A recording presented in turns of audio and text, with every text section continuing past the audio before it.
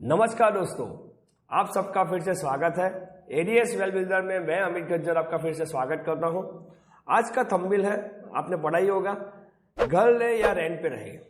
तो आज का जो ये वीडियो है बहुत ही इंफॉर्मेटिव होने वाला है, तो इस वीडियो को एंड तक जरूर देखिएगा।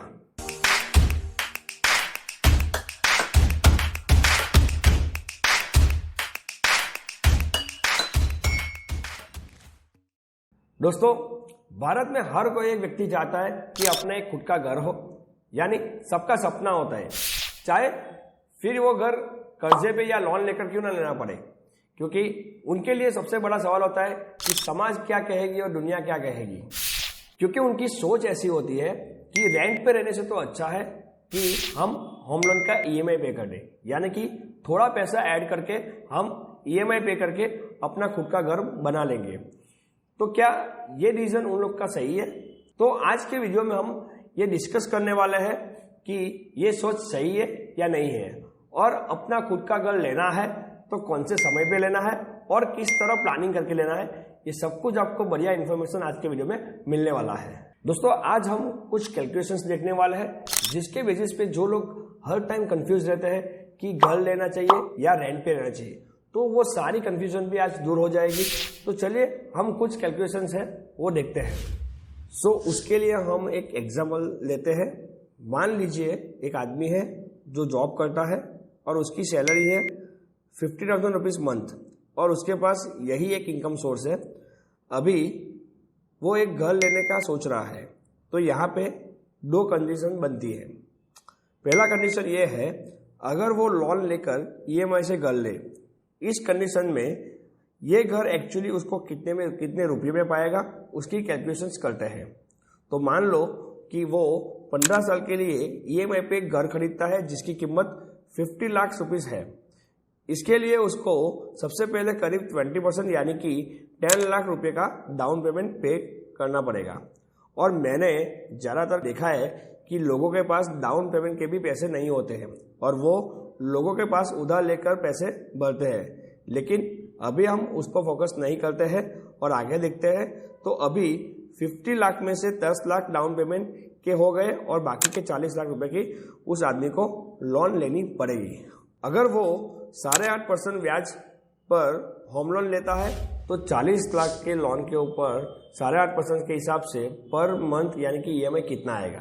तो चलिए उसके लिए देखते हैं। हम यहाँ पे एक होम लोन ईएमआई कैलकुलेटर को यूज करेंगे कि पर मंथ ईएमआई कितना आएगा। तो सबसे पहले हम गूगल पे जाते हैं और यहाँ पे टाइप करेंगे होम लोन कैलकुलेटर। तो यहाँ पे आपको बहुत सारे ऐसे होम लोन कैलकुलेटर मिल जाएंगे, लेकिन आज हम यूज करेंगे ये एचडीएफसी का जो होम लोन ईएमआई कैलकुलेटर है, जिसको ओपन करेंगे।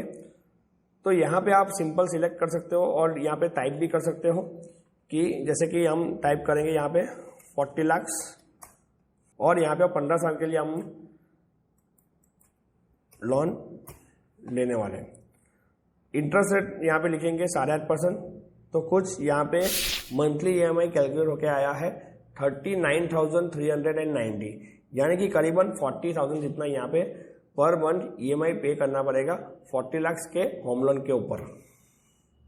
तो यहाँ पे आप देखते हो, तो 15 साल के लिए आप ये लोन लेते हो तो यहाँ आपको 30,90,125 जितना इंटरेस्ट पे करना पड़ेगा, यानी कि टोटल आपको 70,90,125 जितना आपको अमाउंट पे करना पड़ेगा 40 लाख लोन के ऊपर।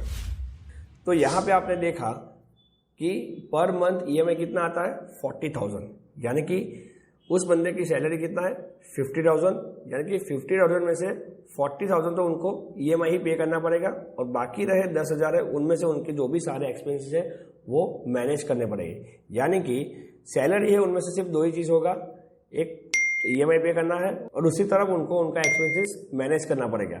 यानी तीसरा और इन्वेस्टमेंट वगैरह कुछ कर नहीं सकेंगे यहाँ पे। कि इसी तरह 15 साल तक अगर होम लोन पे करते हैं तो principal amount plus interest amount के साथ 70,90,125 जितना अमाउंट पे करना पड़ेगा, जो हमने होम लोन ईएमआई कैलकुलेटर में देखा। अभी आगे हमने देखा कि उन्हें 10 लाख यानी कि 20% जो डाउन पेमेंट पे किया था उसको जोड़ के हम देखते हैं तो यहाँ पे 81 लाख रुपए जितना करीबन आएगा। यानी कि ये जो घर है हमको 50 लाख का जो घर है वो हमको 81 लाख में पड़ेगा। तो अब हम देखते हैं दूसरी कंडीशन, यानी कि ये जो बंदा है अभी होम लोन के ऊपर घर नहीं लेता है, अभी वो सोच रहा है कि मैं रेंट पे लेने के लिए जाऊं।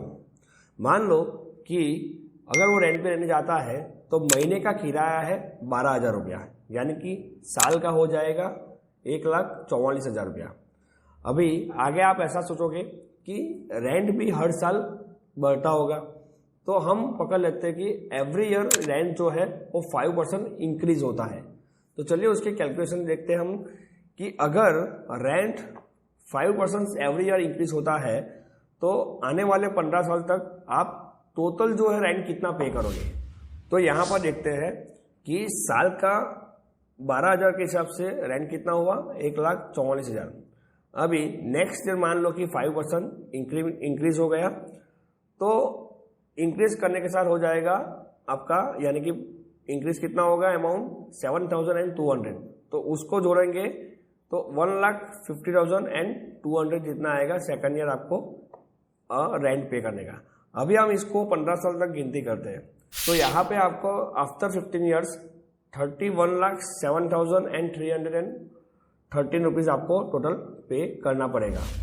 तो अभी हम इसकी मंथली जो इनकम है 50,000, उनमें से अगर जो ये पर मंथ का जो रेंट है 12,000 अगर वो माइनस करेंगे तो उसके पास अभी भी 38,000 जितना अभी अमाउंट बचेगा। अभी हम मानते हैं कि ये 38,000 जो अमाउंट बचा है उनमें से अगर ये बंदा 20,000 जितना अमाउंट म्यूचुअल फंड्स में इन्वेस्ट करता है, यानी म्यूचुअल फंड्स का कोई भी फंड पकड़ लो, जैसे कि हम पकड़ते हैं निफ्टी 50 का इंडेक्स फंड। तो अगर इंडेक्स फंड की बात करूं तो ऑन एवरेज आपको ये करीबन 15% जितना रिटर्न तो आपको देगा, ऐसा हम एज्यूम करते हैं। अगर 15% के हिसाब से अगर हमको सालाना रिटर्न मिलेगा तो आफ्टर 15 ईयर्स कितना अमाउंट यानी कि हमारी वेल्थ क्रिएट होगी। तो उसके लिए हम यहाँ पे एक कंपाउंडिंग इंटरेस्ट कैलकुलेटर का यूज करेंगे। सिंपल आप गूगल पे जाके सर्च कर सकते हो कंपाउंडिंग इंटरेस्ट कैलकुलेटर, तो आप कोई भी कैलकुलेटर यूज कर सकते हो। जैसे कि यहाँ पे मैंने ओपन किया है HDFC लाइफ का कंपाउंडिंग इंटरेस्ट कैलकुलेटर। तो जैसे हमने बात किया था कि अगर 20,000 rupees per month mutual funds के अंदर जो अगर ये इन्वेस्ट करते हैं तो 15 साल के लिए, तो यहाँ पे हम एज्यूम भी करते हैं कि 15% रिटर्न आपको ऑन एवरेज मिलेगा। 15% के हिसाब से देखते हैं तो कुछ आपने अर्निंग किया 1,37 लाख रुपीज़। अभी हम देखते हैं कि अभी जो ये 1,37 लाख रुपीज़ है वो आपने अर्न कर लिया है। तो मेरे हिसाब से अभी ये सही समय है कि आप अपना खुद का घर ले सकते हो, क्योंकि यहाँ हम कुछ कैलकुलेशन देखते हैं। कुछ लोग ऐसा भी थिंकिंग करते हो कि घर का जो प्राइस है वो बढ़ गया होगा, तो चलो हम एज्यूम करते हैं कि घर का प्राइस 50 लाख से 70 लाख हो गया। अभी ये 70 लाख का घर हमको परचेस करना है, तो हम 20% डाउन पेमेंट के हिसाब से गिनेंगे तो 14 लाख जितना हमको डाउन पेमेंट पे करना पड़ेगा। अभी ये जो डाउन पेमेंट है 14 लाख, उसको 17 लाख में से माइनस करेंगे, तो यानी कि स्टिल अभी हमको 56 लाख जितना अमाउंट अभी भी और पे करना है। और ये जो 14 लाख है जो हमारे पास इन हैंड कैपिटल था उनमें से इसको माइनस करेंगे, यानी कि इन हैंड कैपिटल कितना था हमारे पास 1,37 लाख रुपीज। उनमें से 14 लाख डाउन पेमेंट के माइनस करेंगे तो हमारे पास बचेगा अभी 1,23 लाख रुपीज। क्या अभी हम ये जो 1,23 लाख में से लोन की बाकी अमाउंट जो थी 56 लाख को पे कर दे? तो आंसर इज नो। ये जो 1,23 लाख को हम फिर से री इन्वेस्ट करते हैं म्यूचुअल फंड्स में, और इस बार हम 15% रिटर्न नहीं गिनेंगे लेकिन उससे भी कम रिटर्न यानी कि 10% रिटर्न गिनते हैं, तो हमारी सालाना इनकम हो जाएगी 12,30,000 रुपीज। और इसे हम मंथली के हिसाब से गिनते हैं तो करीबन 1,02,500 रुपीज आएगा।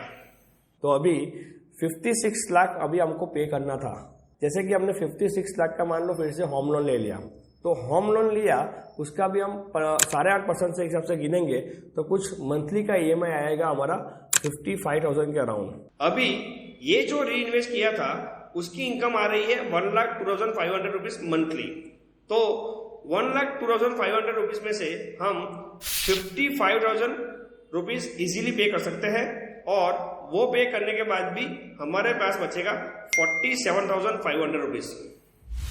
यानी कि अभी डिसाइड आपको करना है कि अभी घर लेना चाहिए या रेंट पे लेना चाहिए। तो इस तरह आप स्मार्टली प्लानिंग के साथ और स्मार्टली इन्वेस्टमेंट के साथ फिनेंशियल फ्रीडम के साथ अपनी असेट भी बना सकते हो और अपनी वेल्थ भी बना सकते हो। तो दोस्तों, हमारे इंडिया की बात करें तो इंडिया के अंदर फिनेंस लाइन का नॉलेज बहुत ही कम है और ये कम नॉलेज की वजह से हम लोग स्टॉक मार्केट को सट्टा बाजार गिनते हैं। लेकिन अगर मैं सही मायने में बताऊं, अगर आप स्टॉक मार्केट में प्रॉपर नॉलेज के साथ काम करोगे और नॉलेज लेने के बाद अगर आप इन्वेस्ट करते हो या ट्रेड करते हो तो आप इजीली पर मंथ 2% तक गेन कर सकते हो। यानी कि सालाना आप 24 से 25% रिटर्न आप खुद निकाल सकते हो। तो हमने आगे जो कैलकुलेशन देखा वो 15% के हिसाब से देखा। अगर आप ये 24% के हिसाब से गिनोगे तो कितना अमाउंट आता है आप खुद कैलकुलेट करके देख लीजिए। तो वो अमाउंट देख के आप शॉक हो जाएंगे। तो दोस्तों, अभी आपको डिसाइड करना है कि दुनिया क्या कहेगी या समाज क्या कहेगी, उसको देख के आज घर परचेस करेंगे या फिर सही समय पे और सही प्लानिंग के साथ घर को परचेस करेंगे। तो वो डिसीजन अभी आपको लेना है। तो आशा करता हूं आज के इस वीडियो में आपको बहुत सारी ऐसी इन्फॉर्मेशन मिली होगी। तो इसी तरह के इन्फॉर्मेटिव वीडियो के लिए और स्टॉक मार्केट के नॉलेज के लिए जल्दी से हमारे चैनल को सब्सक्राइब कर लो। तब तक के लिए हैप्पी रहे, हेल्दी एंड वैल्यू तो हम कर ही देंगे। धन्यवाद।